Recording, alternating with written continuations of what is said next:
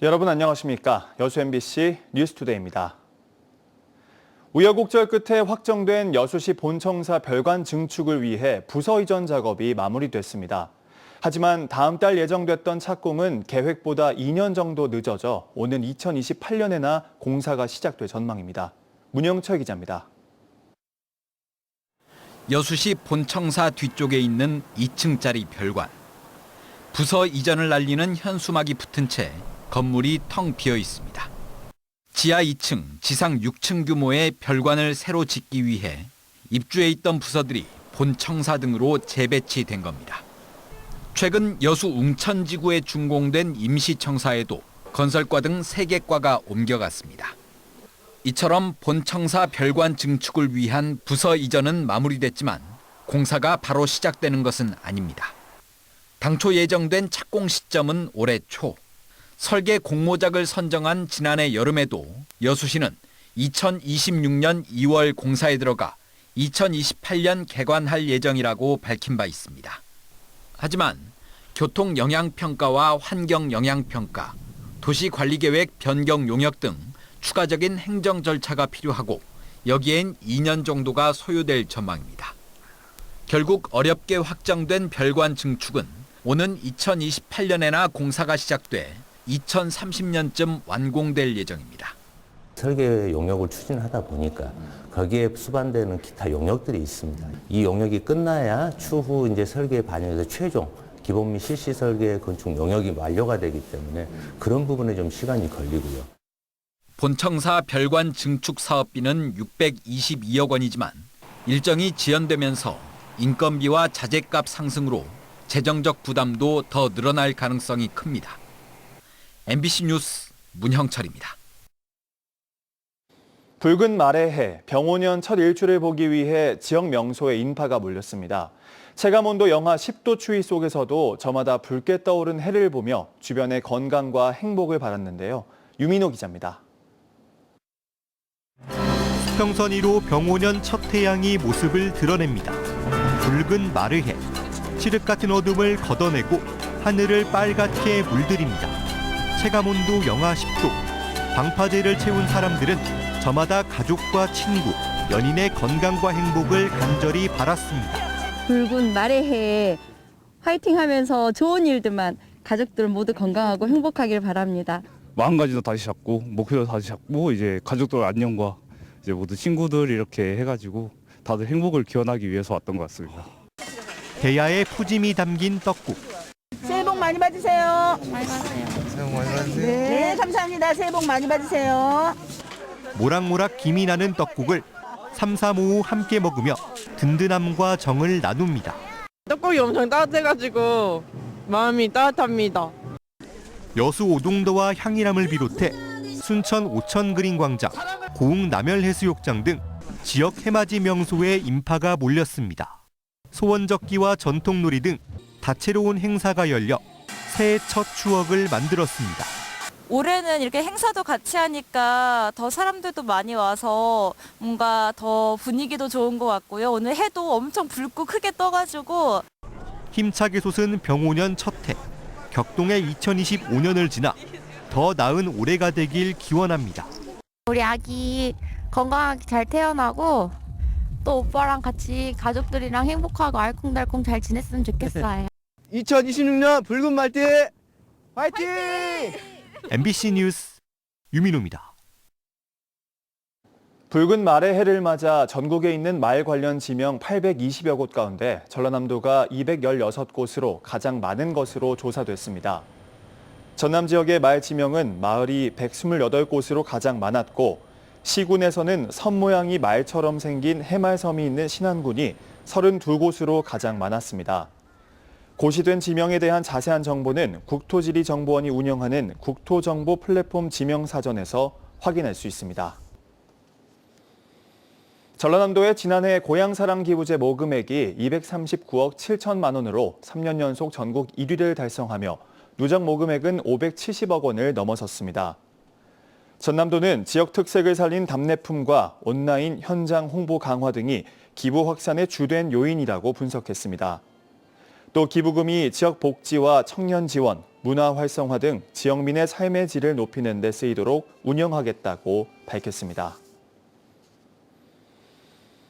병오년 새해는 어느 해보다 광주와 전남의 상생의 무게가 실리는 한 해가 될 것으로 보입니다. 광주 군공항 이전 문제와 광주 전남 특별광역연합 등 협력과 통합이 화두가 되고 있는데요. 정용욱 기자입니다. 지난달 대통령실이 주도한 육자협의체가 광주 군공항과 민간공항을 무한으로 이전한다는 역사적인 합의를 이끌어냈습니다. 오늘 육자협의체 논의 결과 광주 군공항 이전 사업에 대하여 드디어 합의를 이루었습니다. 큰 틀에선 결실을 맺었지만 무한 군민 설득과 이전 후보지 선정, 1조 원 규모의 지원 계획 마련, 광주 군공항 특별법 개정 등은 병오년 새해의 해결 과제입니다. 특히 국가 지원을 의무화하는 군공항 특별법이 국회에서 서둘러 통과돼야 민간 사업자의 투자를 유도해 군공항 이전 사업의 성공을 견인할 수 있다는 의견이 제시됐습니다. 워낙 큰 단위의 사업이다 보니까 경제적인 손실을 우려해서 안 나타날 우려가 있습니다. 그래서 손해보는 경우에 국가가 지원을 해준다는 이런 명백한 법률 규정을 둬야만 손실의 우려 없이 민간업자가 나타날 수 있습니다. 더 큰 광주 전남을 준비해가는 작업도 본격 추진됩니다.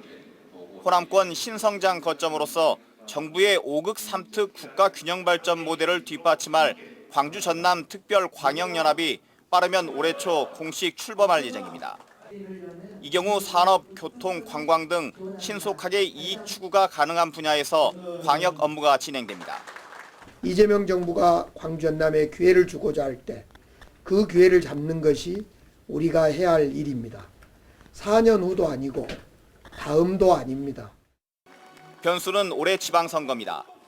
시도지사와 시도의회 의장 등이 지방선거에 출마하게 되면 광역연합이 출범하더라도 6월 지방선거 전까지는 제 역할을 하지 못할 가능성이 있습니다. 선거 결과에 따라선 광역연합의 수장이 교체될 수도 있습니다. 때문에 광역연합 출범을 위한 실무 절차가 조기에 마무리되더라도 실제 출범은 지방선거 이후일 수 있어 보입니다. 무한국민을 설득해야 하는 군공항 이전 문제 역시 마찬가지입니다. 지지층 입김이나 득표 유불리 등 정치적 셈법이 작용할 경우 후속 작업을 위한 골든타임을 놓칠 수 있어 올해 지방선거가 상생이냐 갈등이냐의 분수령이 될 전망입니다. MBC 뉴스 정용욱입니다.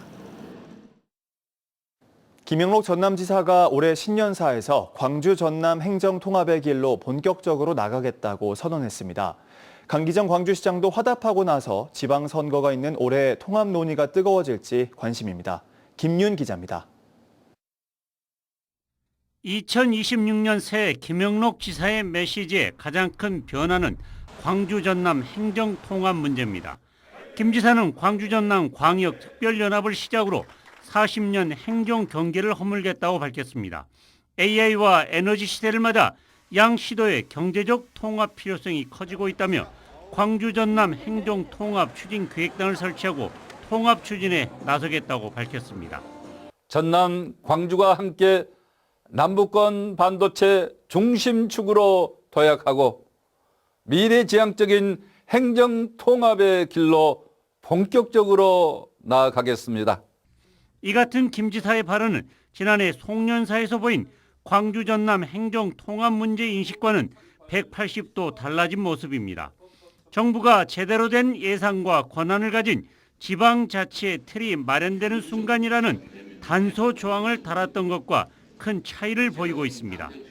제대로 된 예산과 권한을 가진 진정한 지방자치의 틀이 마련된 순간 우리는 광주 전남 행정통합의 길로 즉시 나아갈 것입니다.